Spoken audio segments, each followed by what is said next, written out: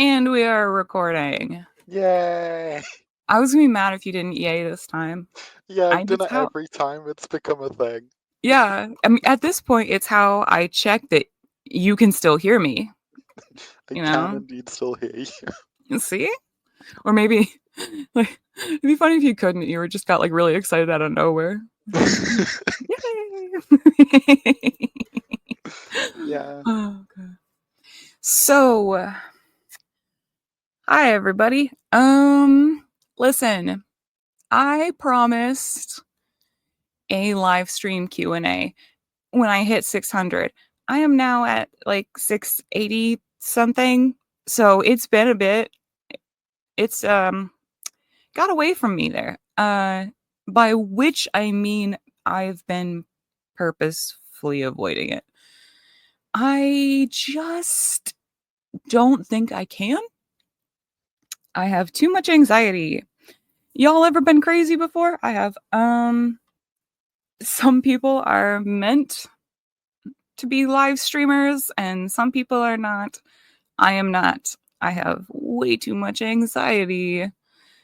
And like, don't get me wrong, you guys, we even did like practice runs so I could make sure I knew how everything worked and all that. I even made a PowerPoint for it. I did everything. It's just talking to a bunch of people all by myself is too frightening. So, what I have decided to do is record it and have Malice here as my comfort person.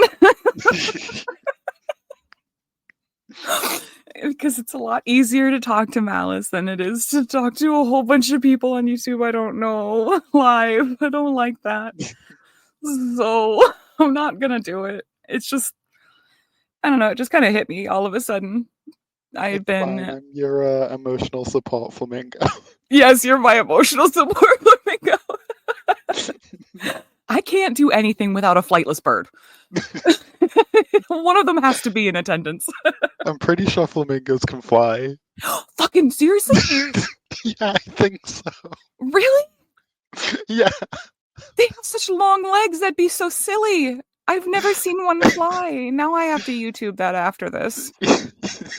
Oh my god, I bet they look so goofy. They They're do. so cute. They're so cute. They're little tiny, they're little weird spindly legs. do they draw them the legs up or do they just let them go nasty behind them, like streamers? I think they bring them up, but it's been a while since I've watched a video of flamingos flying. True. I mean, I've never watched one because it is news to me. So today is the day I found out that flamingos can fly. Hey guys, did you guys know that? Because there's no way I'm taking that out. You guys should know how like secretly kind of dumb I am. That's not true. So anyways, I have a lot of anxiety, and so I was kind of crashing out about it a little bit to Malice late one night, and I was like, I don't know what I'm gonna do for this and for Tuesday, and I don't know what I'm gonna do for like general in my whole life. But more Me importantly, just neither, it's fine. I know, right? It's fine. Not everything has to be, on track. Some things can be a disaster, and I am. But I was like, I said I would do a live stream Q&A, but I didn't fucking sign a contract, so I don't have to do that. Mouse is like, of course you don't. I was like, okay, cool. So we're not going to do that. Although I am going to put this up live, like as a premiere. I mean, if you guys are watching this, you're probably like aware that this is a thing. I don't know why I'm stating it. But anyways, I'll be there in the chat and you can ask me questions that if you have any, and I'll just answer them that way. I just can't live stream it, you guys. I'm too neurotic. So sorry if, I don't know, you guys are bummed about that. I don't know if some of you wanted me to say your names on air, and Joey said that's the only reason people like live streams is because they're hoping to hear their own name. I think that's a little pessimistic, but if you want me to hear you want me to say your name on air, and that's all you really wanted out of it, just let me know and I'll just sneak it in at the end of a chat log. So I these questions are from you guys. And I won't lie to you guys. A lot of the questions are from Malice, but she's very curious. She's a curious lady. Okay. Like they're only like what 4, 5, something like that. Something like that. It's only like half of them. It's fine. I mean, that is the best reason to have Malice here to ask the questions because she did technically ask half of them. Yeah.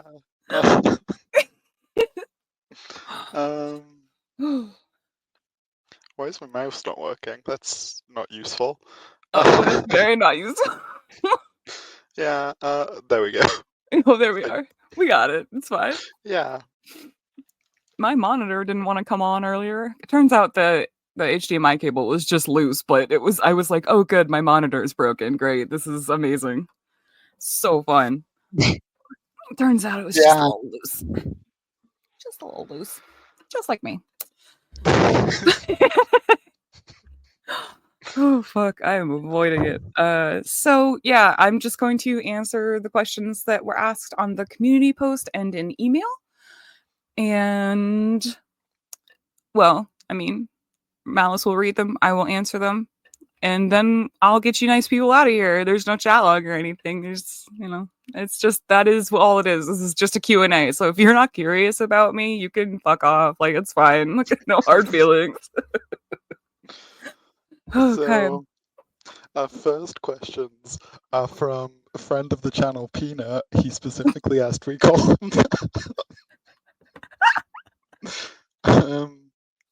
Which predator introduced you to TCAP? Which predator introduced me to TCAP? That's an interesting question. Because I don't really remember if it was anyone in particular. I know a lot of people have the I saw a clip of this one predator and I was like, what is this about? So I wanted to learn more. But I was alive, and of an age to have memories when TCAP was originally running. I was like 18. So I saw it back then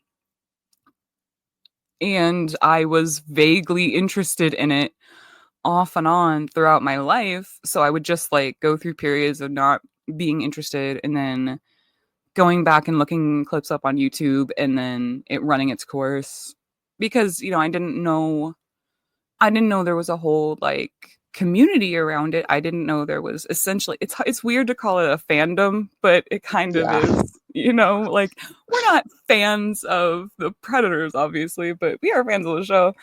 And so like I didn't know that until about a year and a half to 2 years before I started my channel. I found out kind of accidentally that there was a whole community around it.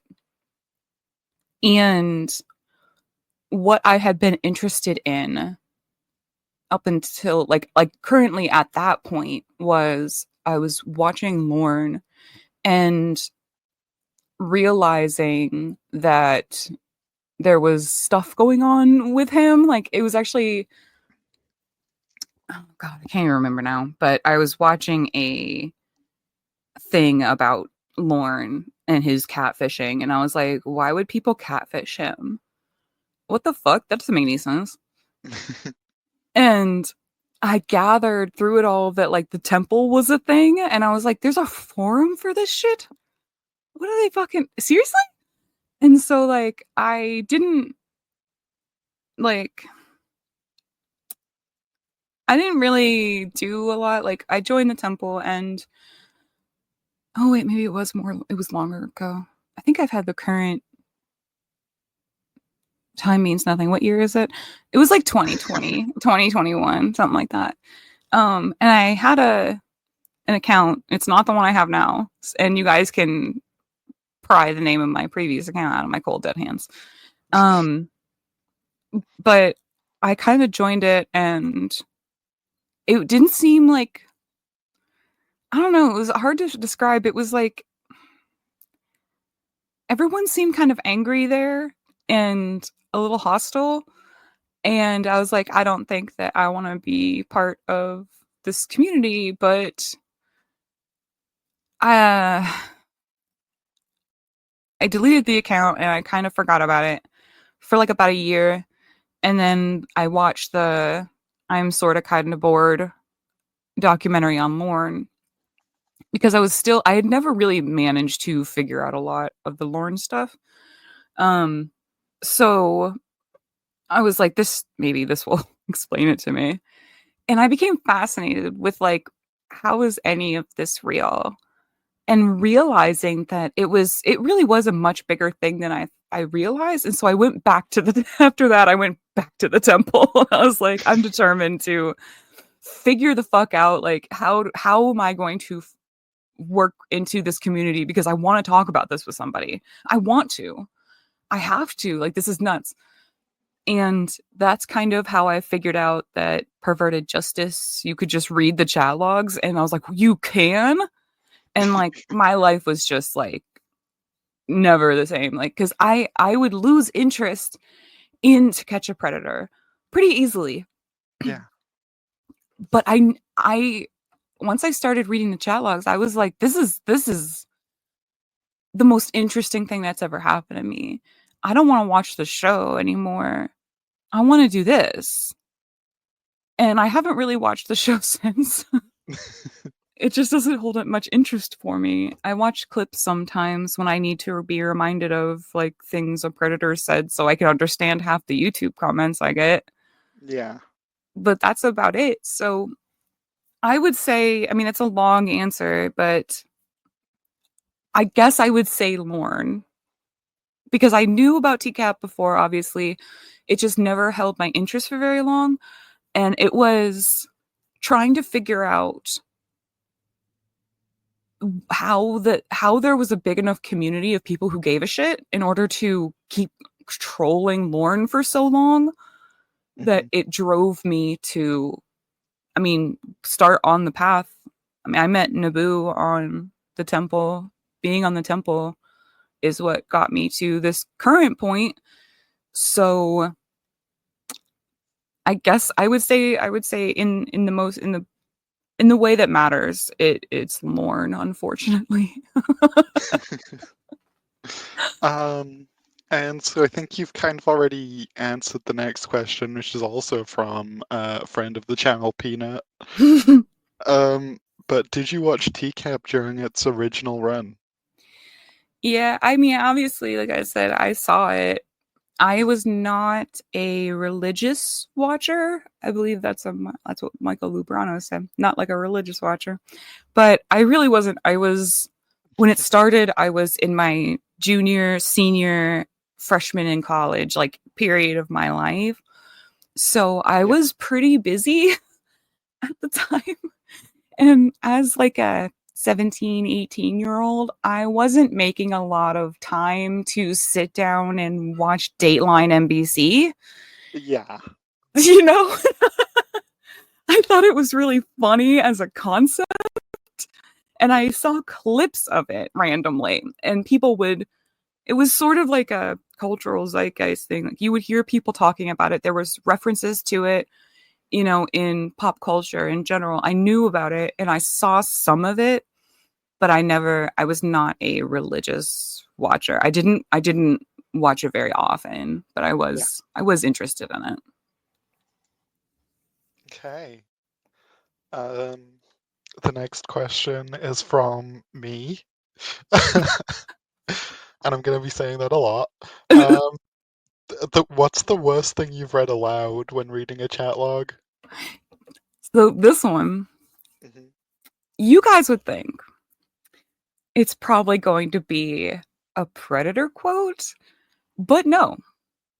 The thing that because I went through a lot of different options for this, And I won't lie to you, nice people. I went through a lot of different options in the 10 minutes before I sat down to record because I was really confident that I would just be able to answer questions about myself off the top of my head as a normal human would, you would hope.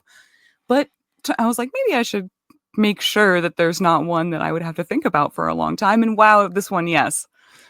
And so I was like, oh shit. But I went through like the usual uh options, like everything bald beaver hunters ever said is disgusting, obviously. Like crystal Yeah. juice is one of the worst things that's ever existed. Um but I haven't done bald beaver hunters whole chat. I did him a lot in Taco Tuesday because again, everything he says is also very funny. Yeah, And free plug for Taco Tuesday. You guys should seriously just watch it. It's really fun. it's good.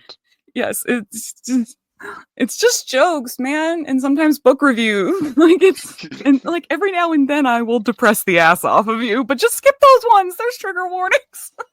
Yeah, that's only like two of the like what do we have like almost 40 now? Yeah.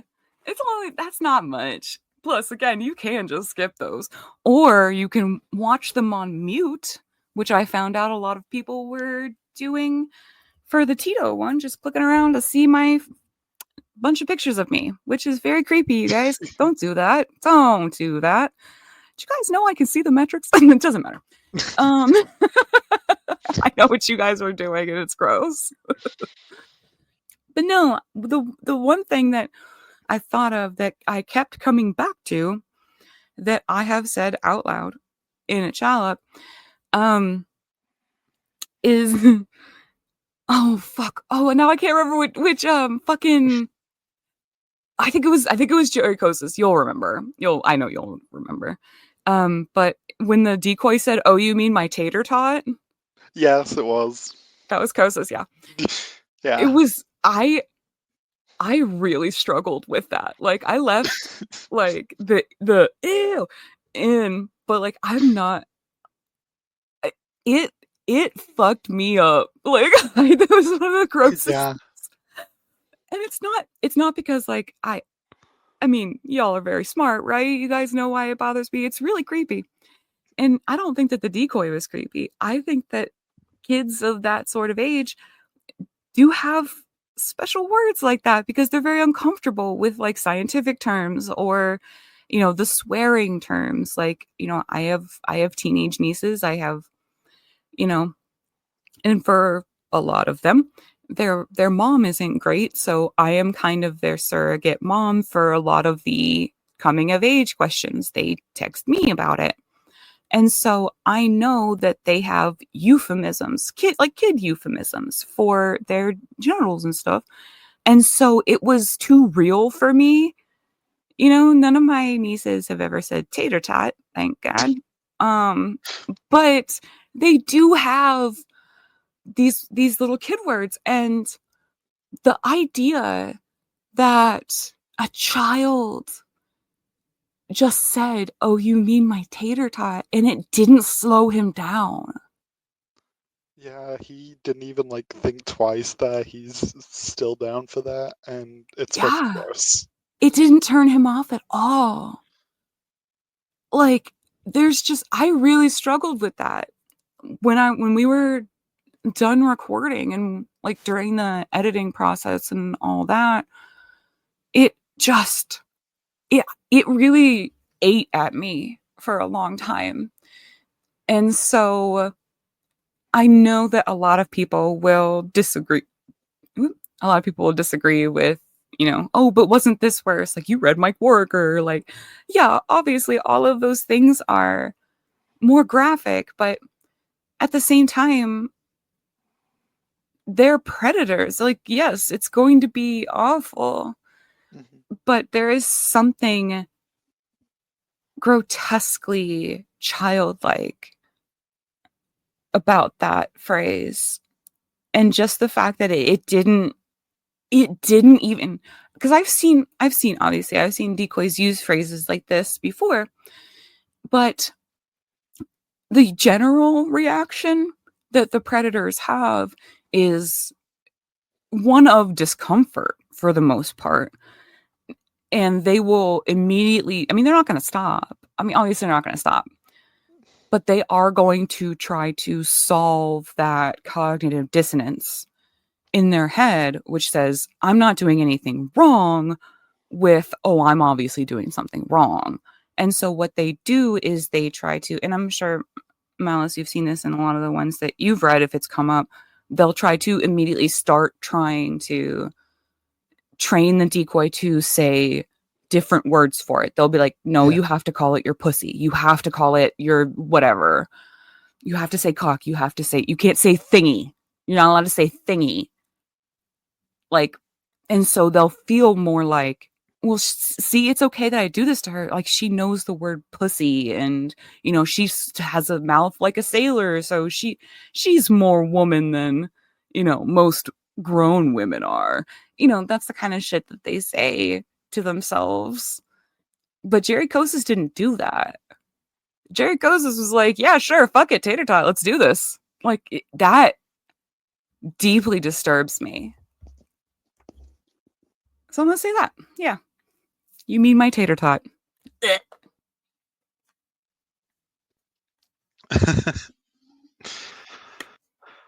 Yeah, that makes a lot of sense, actually, and Jerry Kosis is just gross as a human being. Jerry Kosis is top to bottom trash. He's ugh. And again, people think his chat is not very graphic. And it's only because they don't understand fetish. That's it. Because it's very, to someone who understands the fetish like that he's going for, that he's interested in, that was one of the most graphic things. Yeah. Next question is from Estelle. Hi, Estelle, thanks. Why do you do these chat log readings? Is it like a time killing thing, or an awareness thing, or another reason entirely? That's a good question. People don't usually ask me that, honestly, which is odd. You would think that would be a very common question that I would get, but yeah, people don't really ask me. It's it started out as, well, I was always obsessed with reading chat logs. Not obviously in videos and aloud, just to myself, but the first thing that happened was, as I was reading them, I found that I really wanted to talk to people about it because it was so hard. It's like when you read a really good book or watch a really terrible movie, like when you see something that elicits a strong reaction out of you, you want to kind of talk to people about it. And these chat logs that I was reading elicited all of those emotions. They were terrible, they were funny, they're like, I would feel scared or happy or like these huge emotions. So what I started doing was screenshotting them and putting them in the Discord that Naboo started. And people didn't really talk much to me about them. Like, some people every now and then would, but usually I would go days posting things and people not responding, me kind of just talking to myself, which I was already doing. And so I got the idea to record one in this period of Naboo's life where she was still really, really into making videos, but she was having a lot of trouble with her ADHD medications. So she was often unable to focus on it. So I offered to essentially do videos for her to supplement when she wanted to put content out, but wasn't up to making her own videos. So initially I did it as a favor to Naboo, but I ended up really enjoying it, and I don't really know why. Like, I don't know. I guess it felt like I was finally like getting to talk to people about it and make the points that I wanted to make in in a capacity that felt like people would actually see it and they would actually engage in it. And at first, it was just to be less lonely because there's not, even in the community of 4TCAP, there's just not a lot of people that are really into chat logs. Like, a lot of people prefer interrogation videos and the show itself and Chris's podcast, and chat logs are the thing that people generally care about the least. So it's still kind of difficult to find people who really want to talk to me about it, because I was hoping the videos on Naboo's channel would bring people to the Discord that wanted to talk about chat logs because they liked my videos. So clearly they like chat logs, right? But like that never happened. And I got more frustrated by that. I almost didn't do them anymore because I was like, it doesn't really matter. No one really wants to talk to me about it. And my friend, if you're listening to this, Mulder, hi. My friend Mulder was like, but you like it. And maybe you're not finding people that want to talk to you about it because they're on Naboo's channel, and her channel is not dedicated to chat logs. It's people who like TCAP reactions. So you're not going to find a lot of dedicated chat log people. And I was like, that's actually a pretty good idea. And so I started my channel, just chat logs. And I was hoping to find people who wanted to fucking talk to me about chat logs. And then I realized as I started doing it myself, and I only had, 8 subscribers, like nobody was watching my videos. It kind of hit me out of nowhere that I no longer wanted to just talk about chat logs with people. I wanted to talk about grooming. I wanted to talk about why perverted justice means so much to me and why I really, really care about everything that they did, but I don't necessarily give that much of a shit about TCAP itself. And like, that's what I wanted to do. And that's why I did the Taco Tuesday #4, talking about my own grooming. And that's why I did Mike Warriker, because like all my chat log videos up until then have been like pretty funny and lighthearted as far as, fucking chat logs can ever really be. There is a pedophile on the other end. But I did Mike Warriker specifically because there's just not fucking anything funny about Mike Warriker. There just isn't. He's scary. He terrifies me. And I don't know, just some part of me was like, even if no one ever watches this, I want to know that it was beneficial for me. And so I guess it's sort of everything and nothing all at once. It is a time killing thing at some points. It is an awareness thing at other points. Sometimes it's just amusing myself. Sometimes it's working through really complex emotions that I don't know what to do with. Sometimes it's a form of therapy. Sometimes it's ego, and I really enjoy like the way I put videos together. I'm very proud of them, and sometimes I need to pick me up to feel good about myself. So I don't know why, and I also know why at the same time. There's too many reasons. It's a journey. It's a whole long journey where the reason has changed month to month, video to video, moment to moment. So, yeah, I guess I don't really know how to answer that. No, I think that was a good answer. Thank you. Yeah. The next question is also by me. And honestly, you can answer this one more than I can. Are there any new projects you're working on that we can expect on your channel in the near future? Malice, you want to take this one?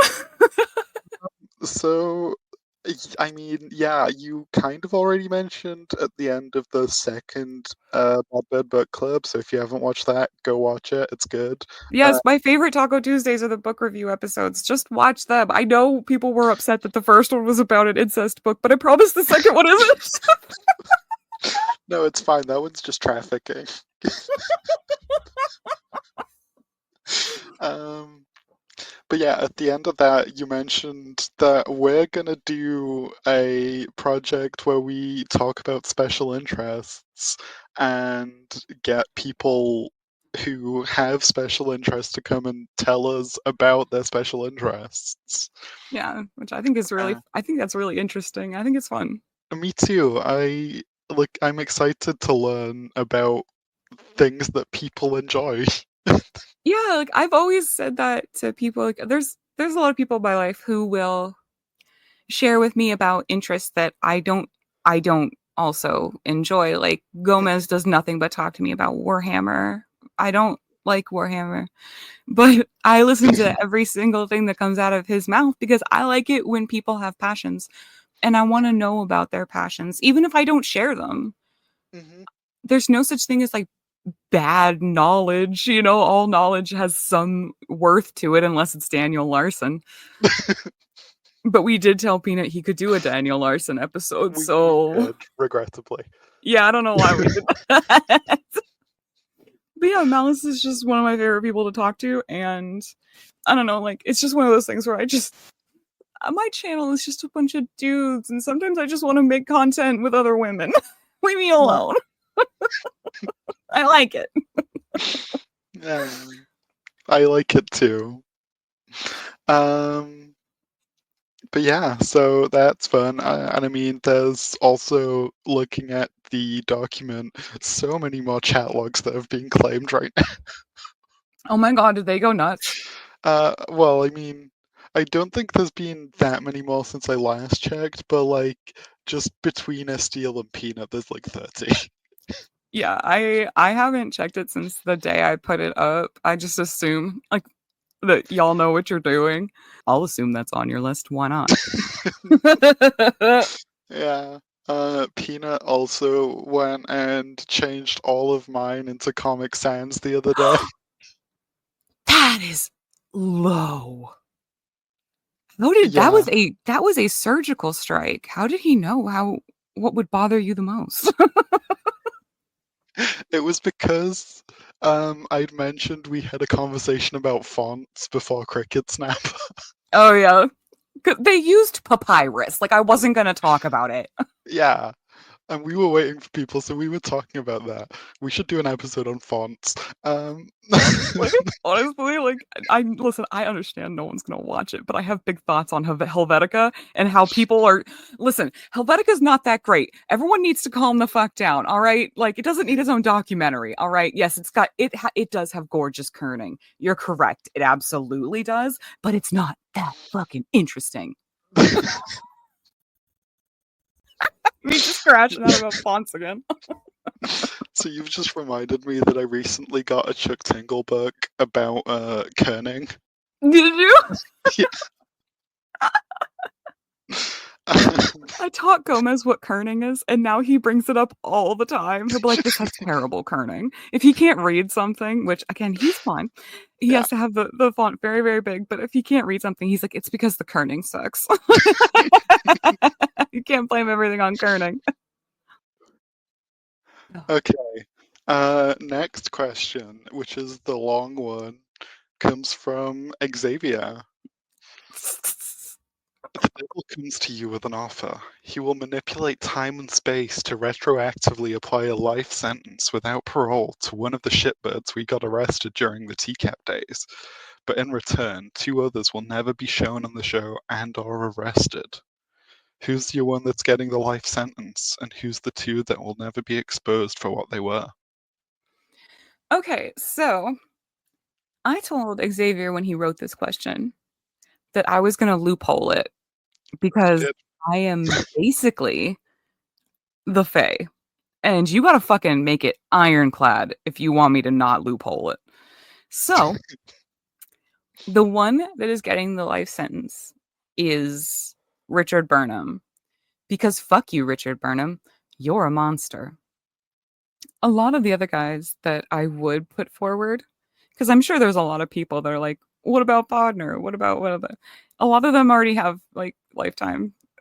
Like I should have technically probably said Kevin Westerbeck because he is out and he does have real victims that are related to him. But this is about me and my opinions, and I hate Richard Burnham with a fiery passion.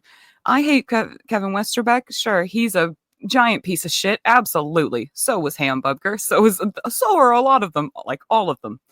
I have a specific hatred for Burnham. It is a very personal hatred for Richard Burnham. And so I'm going to choose him just indulgently for myself. I want it to be him. And if you guys are wondering, why Richard Burnham specifically? You should read his chat. And if you don't want to read his chat because it's super fucking long, just go listen to his phone calls. They're on Joey's channel. Like, enjoy it. And don't tell me that it didn't make you uncomfortable. I watched those calls tank an entire live stream because everyone got so freaked out. So, go listen to those if you don't understand why I chose Richard Burnham. But the two that will never be exposed for what they were, we're going to go with Michael Willis and Tom Moffat because they didn't get any jail time. They are already scot-free. The world doesn't change at all if I choose them. So I don't have to let anyone off the hook that did get consequences. So I know this is an unfair interpretation of the question. But again, maybe next time, motherfucker, you'll come to me and you'll sew it up tight.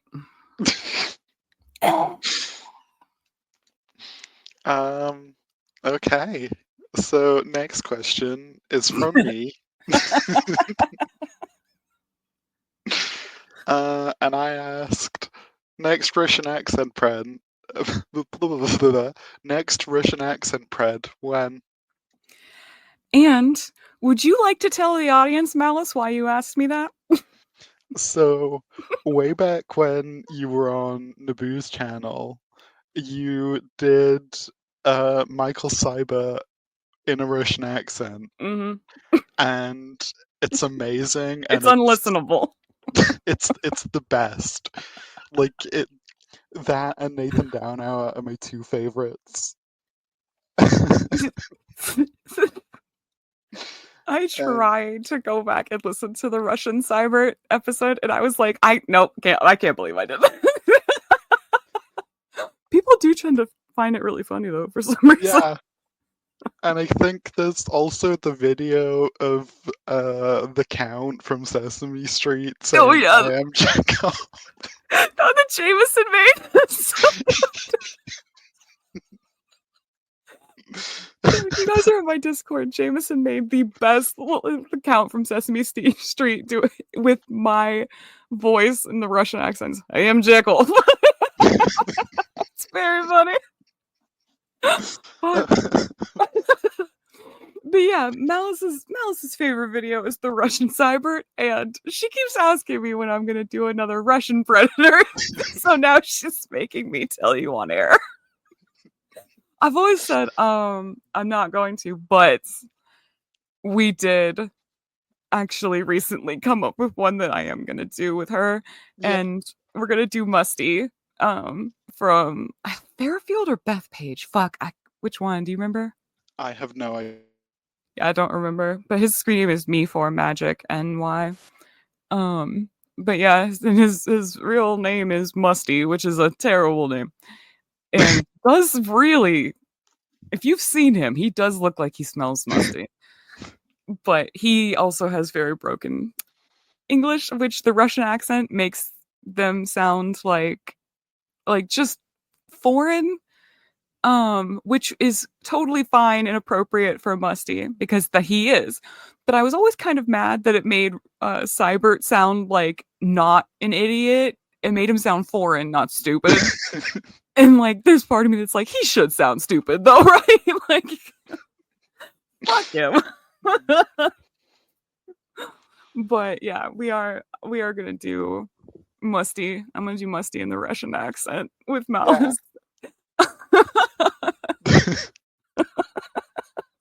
And then I'll go on to never forgive you for making me do it again. Oh, I know. I'm thoroughly prepared for that rage. I'm good. It'll be fine. Like, I did a Russian accent for.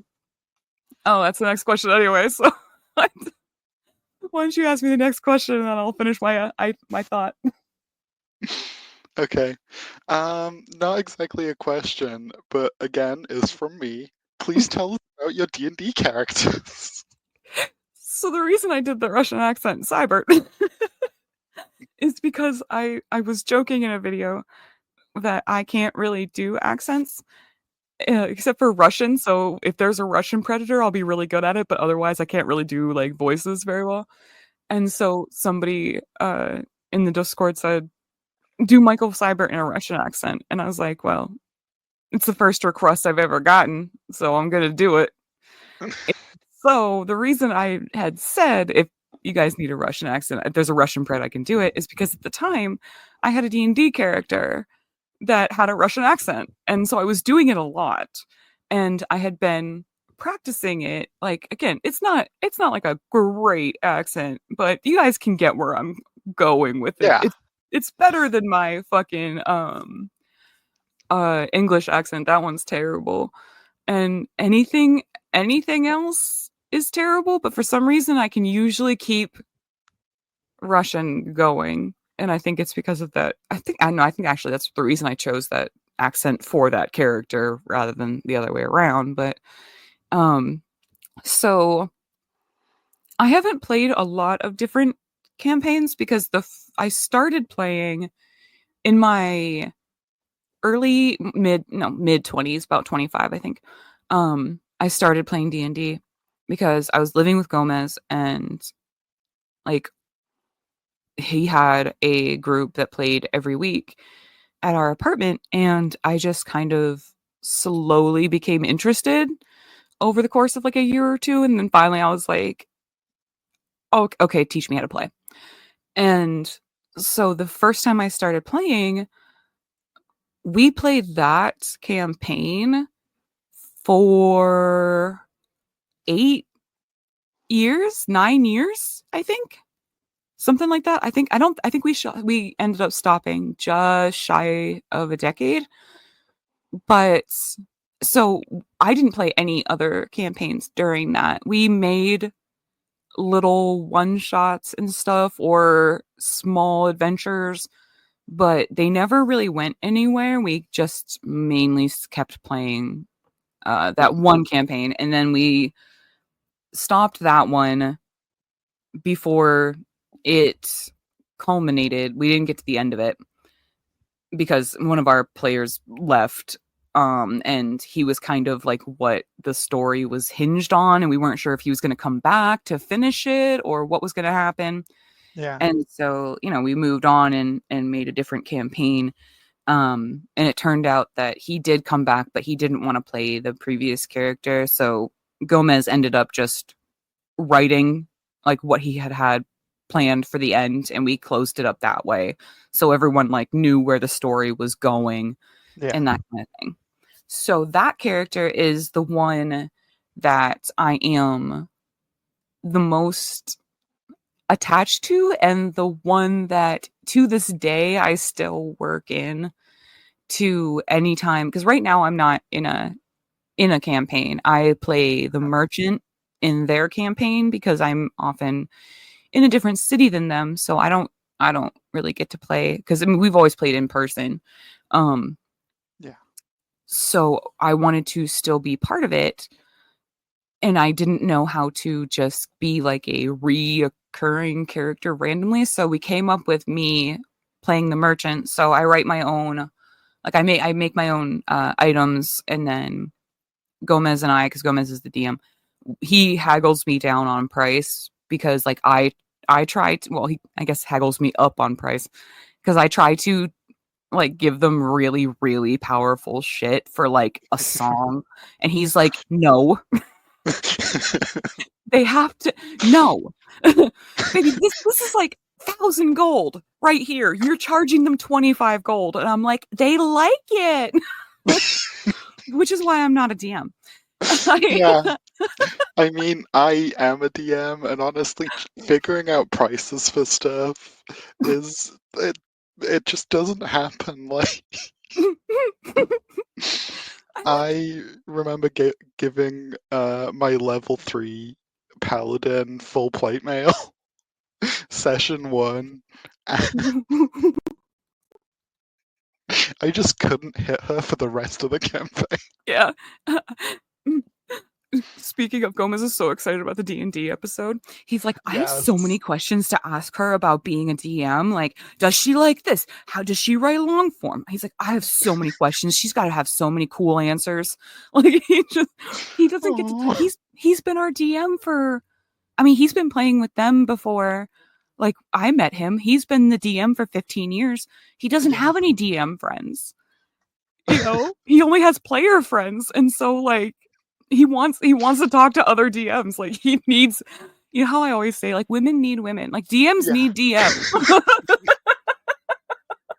Oh no, I totally get it. Like, I mean, me and my partner are both DMs, so we've got each other to kind of speak to about stuff like this. But it's like when either of us are running, we don't want to talk to each other about DM things because of that kind of, I don't want to give her kind of metagamey knowledge, and she Yeah, doesn't want to do the same to me. But like, who do I tell all my cool DM ideas to? like Gomez and I have been writing partners for Yeah, most of the time that we've played D&D together, and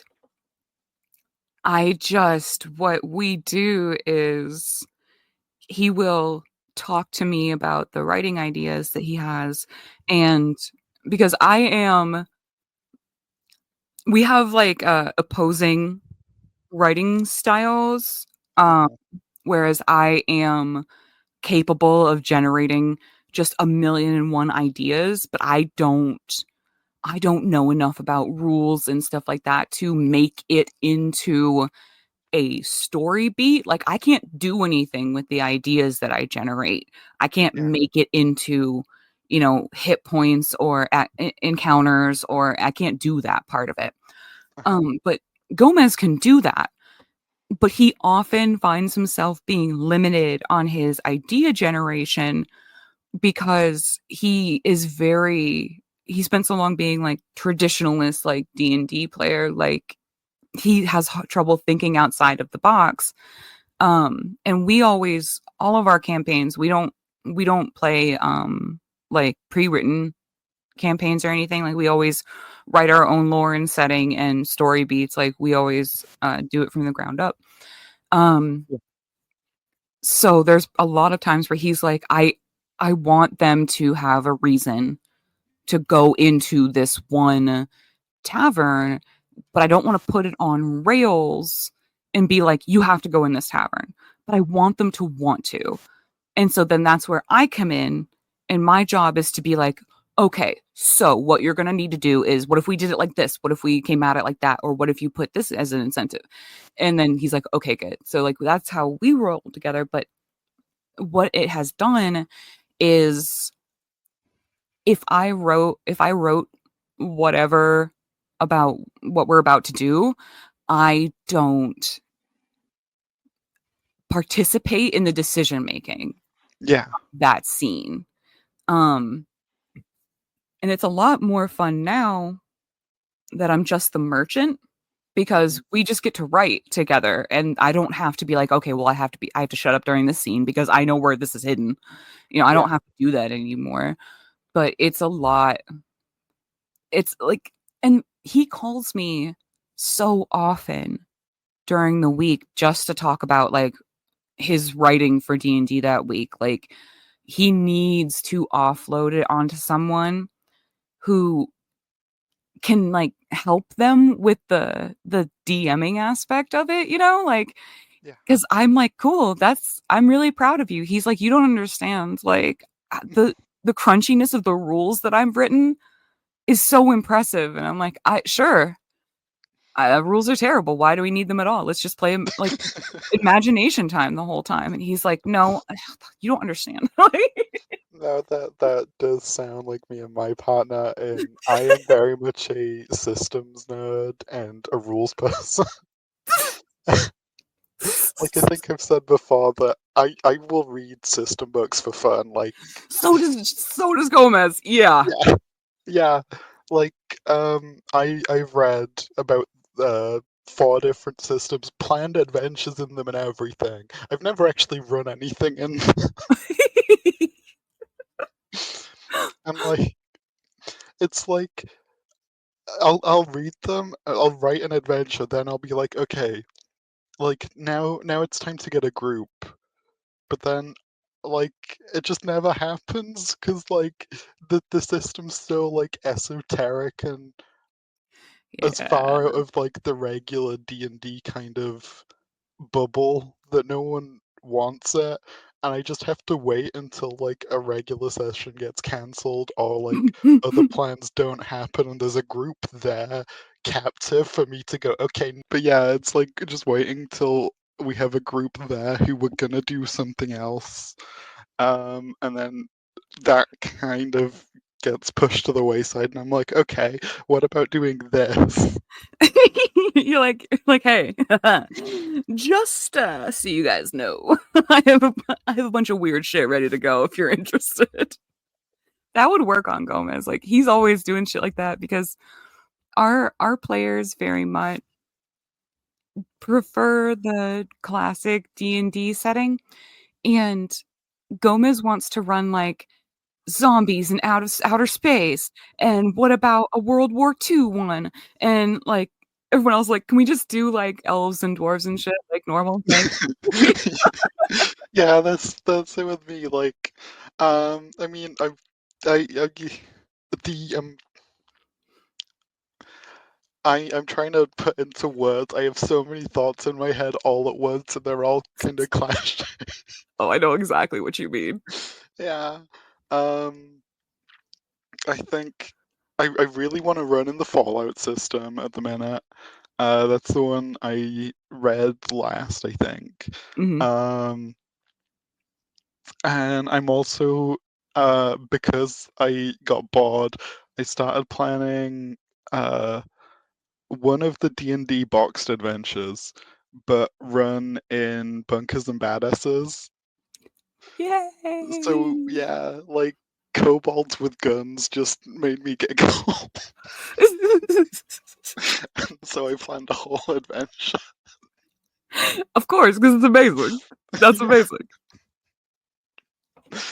Anyway, I'm getting way off topic. I mean, I am too. The question was, tell us about your D&D characters, and now we're talking about the finer points of DMing, and I haven't said shit about my D&D character. Yeah. It's a good thing it's like not. It's like totally impromptu. Like it doesn't. Like no one's grading me on this. So my D&D characters, there's really only two that are worth noting, although I have made others. Uh-huh. And that is the first campaign I ran. Obviously, I played a tiefling, because literally I was still on the fence about D&D, and I wasn't sure if I really wanted to do it. And I was like, I think I do. I'm just nervous. And Gomez was like, you can be a demon woman. And I was like, okay, yeah, I'm sure. Absolutely. Can she have big boobies? And he was like, yeah, fuck it. And I was like, I'm in. And so her name is Drusilla, and her last name is Dark Magic. And if you guys are super nerds and you like watching D&D games, if you've ever watched PAX East or PAX West back in the day, they used to do Acquisitions Incorporated, which was Chris Perkins running a game for the guys from Penny Arcade. Um, and one of the guys from Penny Arcade, Mike Krahulik, uh, sorry, I started laughing because I met him at Gen Con in 2017 and embarrassed myself wildly. Oh. Um, oh yeah, I'll get to that in a second. But he had a character in Acquisitions Incorporated called Jim Dark Magic, of the New Hampshire dark magics. And I'm sure all of you, if you've listened to my videos, you've heard me make a of the New Hampshire somethings jokes. That's copyright Mike Krahulik. I got it from him. So I had a huge crush on Jim Dark Magic and Mike Krahulik. And so I named my character Drusilla Dark Magic after Jim Dark Magic. I used to pretend that they were married. But since he wasn't actually a character in our game, it kind of was, she was sort of obsessed with this guy that she used to see do magic shows in the town she grew up in, who was named Jim Dark Magic, and she wanted to be just like him. Um, and so that's where she got her last name. But yeah, she was a tiefling and she had giant boobies and a big old butt, and she was asexual and autistic and um hyper intelligent. She had, by the end of the game, she got to level 13. That was the highest we ever got, was to 13. We did have mythic levels though. But we got to level 13 and she had a 28 intelligence. Um, she was basically Sherlock Holmes with big boobies. Um, and she was an incredibly powerful caster because I had taken the correct feats, and I've only ever played casters. They're the only thing that interests me. I don't like fighters or rogues or archers or anything like that. I find the mechanics very boring. But casting is just this limitless potential. And one of the mythic tiers I took was Wild Arcana, so I could use any spell as long as it was of a level that I was capable of casting. I could use any spell in the book. I mean, I had to use a mythic point to do it, but so I was uncontrollable. Like, I'm sure it'll come up in the D&D episode we do with Gomez, but he had to start planning encounters around me. Like, he had to deal with me, Yeah. which caused him to do a lot of magic resistant enemies like golems and stuff, which frustrated the fuck out of me. I had to have a Yeah. talk with him where I'm like, okay, at this point, it is pointed. And I'm sorry that you're not a better DM so that you could, like, actually balance an encounter. Like, it was a huge fight, but Yeah. I think that's the thing, because you want to make it so that one character can't just clean sweep everything and not let the rest of the party have a chance to, like, play. But also, you don't want to make the the bad guys too resistant to that one thing, because then it feels like you're targeting that player, and it's kind of yeah. a hard balance to make. And he did tell me straight up, like, I'm gonna have to put brakes on you. Like, you can't do this. No one else can play. And I'm like, I'm sorry, I'm amazing. But I really liked her. I wrote her.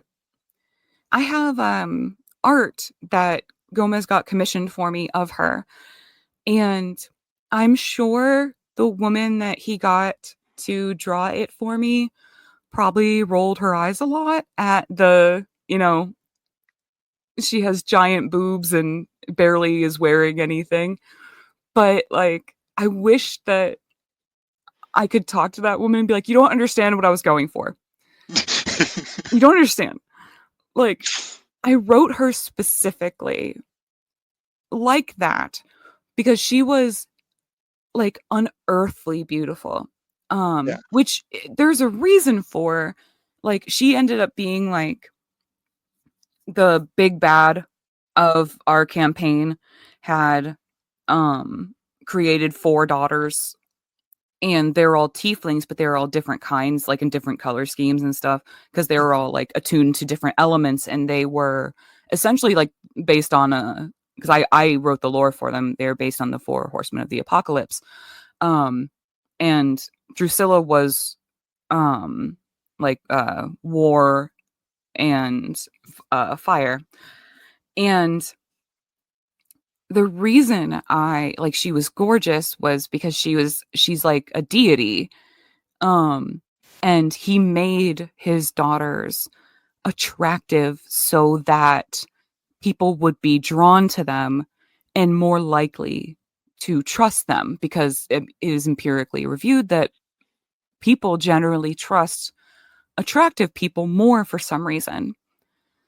And like, um she was she was autistic and asexual, but she had this like porn star body, and people inherently sexualize women based on what they're built like.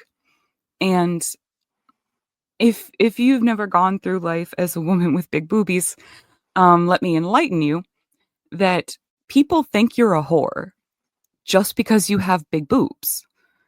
I don't know why, but they think that you are some sort of weird porn nympho, because why would you have big boobies that make their pee pee hard if you didn't want to do the things that the ladies in their pornos do? And and if you don't believe me, y'all, go to our big boob problems, read any post. That's just what you're treated as.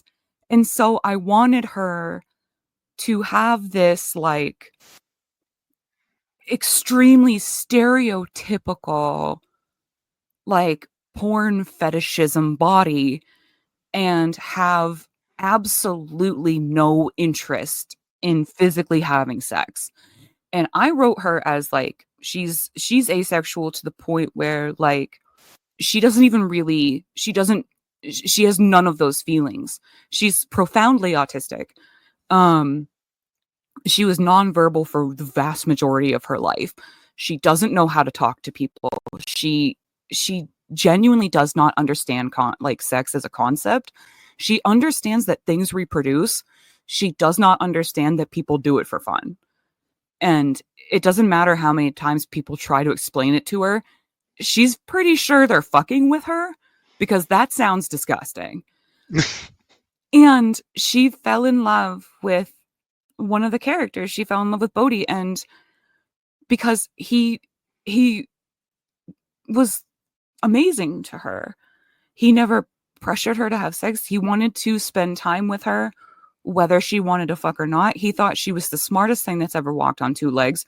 She was hysterical. He liked the fact that, you know, she was the deadliest thing in the room, and also the nicest thing in the room. And, you know, it was very like, I wrote it very specifically to be both extremely stereotypical in some ways and the last thing you would expect in others. And I really liked that about her. Um and I want to tell like the woman who drew the picture, like, I'm not like some weirdo that's like, make her have a porno body cuz I'm nasty. Like, I didn't want the concept of, you know, um asexuality to be, you know, well, she has no secondary sex characteristics that are noticeable whatsoever, because clearly if she did, because people have these weird fucking opinions. The Yeah. same way when they say, like, you know, you're too pretty to be a lesbian. What does that fucking mean? What do you mean? What are you talking about? Like, well, what? It's insane.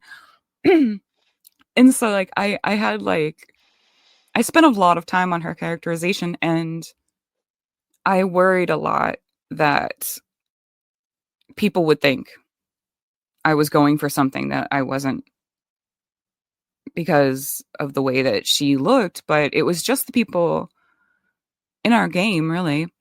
And they all understood what I was doing, and they were all like very understanding about it. Like, none of them were ever like, "Oh, I think that that's stupid," or anything. Like, they really treated her the way I had characterized her, and it meant a lot to me.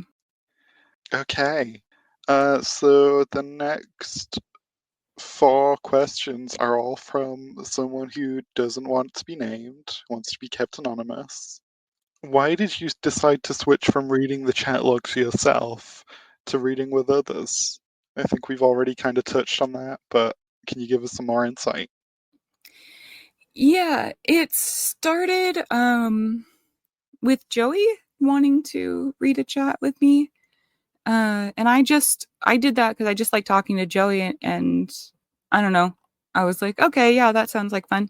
And then I realized how much easier it is to have someone else with you and not have to do both voices yourself because it really hurts your throat having to switch between three different voices like in a continuous loop. And then I just really enjoyed the fact that I had someone else to bounce things off of.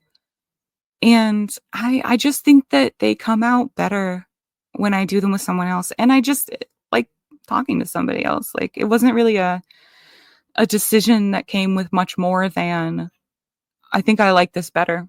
You know, it's not really that deep. So, following on from that, the person asks, "Are you looking for other people to read with?" No, not even slightly. I have enough readers, and this is a good question because I do get this kind of a lot. Yeah, the long and short of it is I do not need any more readers. I have more than enough. Thank you though, and everyone please quit asking me. The next question is, do you mind explaining how you got your disability? This would normally I wouldn't have added something like this because I didn't want to answer like super personal questions, but I get asked this a lot, so I thought I would just do the brief rundown of it. In 2021, I slipped in a pothole that was super icy and fell and popped some discs out in my back.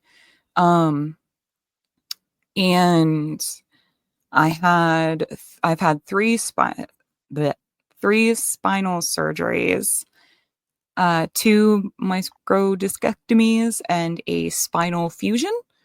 And the problem I have now is that the discs being out for so long um, shredded a bunch of my nerves. And now I have permanent nerve damage in my right leg and partially in my left. And I can walk very short distances. Like, and by short, I mean like I can go to the bathroom and back a couple times a day. I can't stand for more than like I take a shower every day in the early morning. Um and if I wait too long, my legs will be too bad and I can't stand long enough to shower.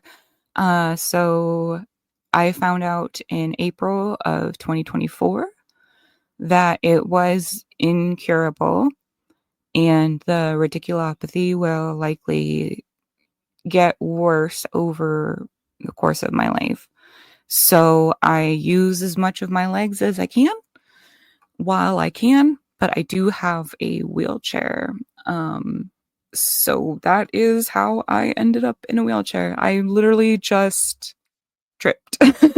I tripped really bad. So And then finally, nice easy question, but it's kind of like four questions in one. it's true. Uh, I would like to know some of your favorite things. First one is favorite food.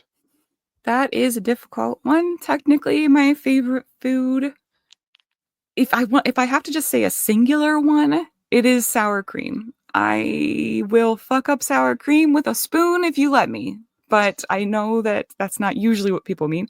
So it is sushi. My favorite like food group is sushi. And then a very close second, which sometimes also takes first, is just like the sloppiest burrito you can imagine. So that's my favorite food. Okay. And what's your favorite color? It is magenta.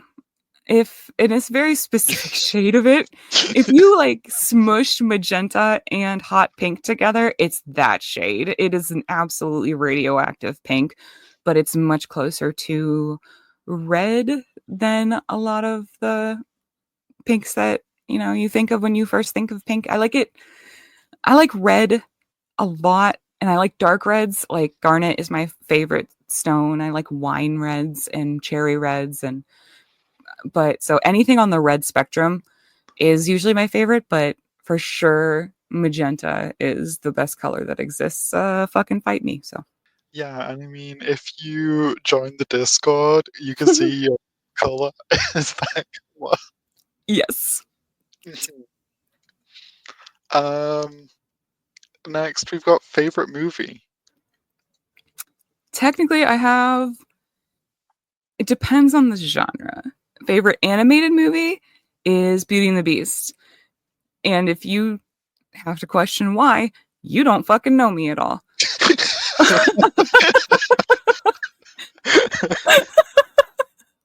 He's the perfect man. Okay. He just is. And once he turns into just a mediocre white man, I turn the movie off. But like as the Beast, I've been chasing that dragon my whole fucking life. I want to be her. She's the smartest person around. She doesn't like the jerk with all the muscles who's like super egotistical, and she gets to keep putting him in his place, and I fucking love that for her. She lives in a castle with nobody around except for the gayest clock that's ever existed, the horniest candelabra, and like I it's just magical like stuff around the house, and like I think everything around me has a personality and I have to give it a name, and I like get really upset like if I knock my mouse off of my desk. I'm like, "Oh, I'm so sorry." Like I want to talk to the things in my room. I don't want to talk to people. She lives in a gothic castle. The library is bigger than any house I've ever lived in. Like and she gets to fuck the Beast. You can't tell me that that's not the perfect life. So that's what I want to do with my life. And that's why it's the best movie. Best non-animated movie is my favorite favorite movie is Labyrinth, which is another dragon I've been chasing all of my life. Not that I want David Bowie. I don't. I was never that kind of child. But I did want to go to the Enchanted Labyrinth, and I knew I could solve it. I knew I could. Even though, boy, I really couldn't have. I would have just sat right down and probably just talked to that inchworm until, I don't know, I died in there and they kept my brother. My favorite non-movie from the early 90s and 80s, I probably Fight Club or Donnie Darko. So yeah, those are my favorite movies. And I do have the only movie I do have a tattoo from is Fight Club, so I have to put that in there. I have a Marla Singer tattoo. Marla Singer's my favorite movie person. I love her. And then finally, favorite band. Frightened Rabbit. I didn't. I mean, like, I don't have a favorite genre of music. That's really hard for me. I tend to gravitate towards female rappers and indie folk alternative as a large like swath of what I listen to, but I also really like metal and pop and like bluegrass, and I like a whole bunch of different things, but my favorite band of all time is Frightened Rabbit. They are a Scottish indie band from mostly the late aughts, but you guys should definitely check them out. My favorite song they've ever done, you should listen to Floating in the Fourth, unless you want to be really really sad, and you should listen to I Wish I Was Sober. And I like them so much because I find that the lead singer is very relatable to me. He struggled with depression and addiction and suicidal ideation most of his career. And unfortunately, he did succumb to it. And if you listen to Floating in the Fourth, it's a song about a man standing on a bridge, thinking the fourth bridge, and contemplating jumping off of it. And the refrain is, I think I'll save suicide for another day, for another year. And it's about getting that close only to pick yourself back up. And there's a line in it that has gotten me through like a lot of really hard times in my life, which is shake out your life and collect all the loose change and decide to save it for another year. And it's about looking at the small parts of your life, just the loose change of your life, and realizing that that means more than the big upsets And unfortunately, Scott did jump off that bridge about 10 years after that song. But his family have set up a lot of charities in his name, and they work with addiction and at-risk youth. And there is a song that they do called Head Rolls Off, which is the refrain of that is, before I die, I will make tiny changes to earth. And that's what the charity his family started about him, is tiny changes. And I just, I feel like he was a person who was very conflicted, and he did a lot for a lot of people who were struggling. And it is very tragic that he couldn't save himself, but he did save so many other people that I think, looking back on the loose change of his life, it's more impactful than your average person. And so they mean a lot to me because of that. I mean, I also just really like their music, but there's just like a lot of feelings that I have wrapped up in it. So that's why they're my favorite band. I'm sure that was a longer answer than people were expecting, but that's how I feel. Oh, yeah, and that's the end of the questions. Yeah. So, Well, for hmm? What? I said thank you for answering them. Thank you guys for asking them, and also specifically thank you, Malice, for asking them. They were mostly for me. There was a lot from me there. Yes, and I really appreciated it because I didn't think there was going to be any questions. I don't care if half of them came from you, I still had stuff to answer. And if any of these nerds were half as interesting as you, they would have thought of these questions too. I'm just casually being mean to everyone else now. Yeah. But thank you for reading the questions for me and doing this with me, Malice. Yeah, you're welcome. And thanks to everyone who made it through to the end. And you should like, comment, subscribe. You should join the Discord if you want to, and you can ask me invasive questions there, and then you can get banned for it. The invite, the invite is in my channel description. And I guess that's really all I have to say. I love you guys. And you want to say goodbye, Malice? Goodbye. Bye!